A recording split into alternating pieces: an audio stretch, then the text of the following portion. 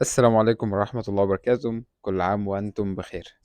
في الفيديو ده هيكون إلى حد ما من غير مونتاج.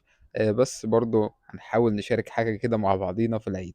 ممكن تكون دلوقتي أنت مخنوق، متضايق، عندك حاجات المفروض تذاكرها، كنت بتقرأ كتب ومتعود على القراءة إلى حد ما إنك لو وقفت في يوم أنت بتحس بتأنيب ضمير كده.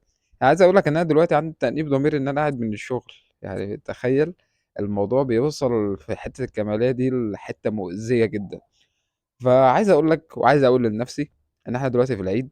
ايا كان بقى عندك مشاكل، عندك حوارات، حاول تنبسط. اركن كل الحاجات اللي انت المفروض كنت بتعملها في اليوم بتاعك، الحاجات الاساسية اللي كانت في يومك، وابدأ بقى ادي فرصة لاهلك، وادي فرصة لاصحابك، وادي فرصة لنفسك انك تقعد وتغير جو علشان تقدر تجدد نشاطك مرة تاني.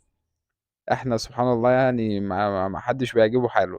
فإن كنت من الناس دي وعندك تأنيب ضمير دلوقتي إنك تخش تذاكر أو تخش تعمل حاجة، لو عايز تمشي بالخطة اللي أنا نزلتها لك في الفيديو بتاع المذاكرة في العيد، روح بص عليها هتلاقي الفيديو طبعا اسمه ازاي تقضي العيد وتذاكر في نفس الوقت.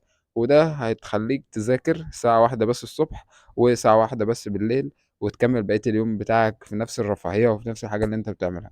لكن انا عن نفسي، انا خدت اجازة بشكل كامل لان لقيت نفسي انا محتاج ان انا اخد اجازة واريح دماغي وافصل دماغي شوية.